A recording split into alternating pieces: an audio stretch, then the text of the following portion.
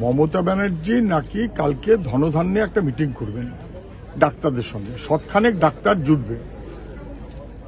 তাহলে তো বোঝা গেল ভাইপোকে গোল দিয়ে দিল।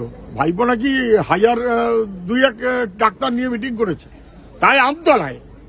আর কলকাতাতে উনি শতখানেক ডাক্তার। আরে মুখ্যমন্ত্রী মিটিং ডাকলে অন্তত হাজার বিশেক তো ডাক্তার জুটতে হবে, তাহলে তো মিটিং ফেল। কিন্তু ডাক্তার জুটবে না। কেন জুটবে না?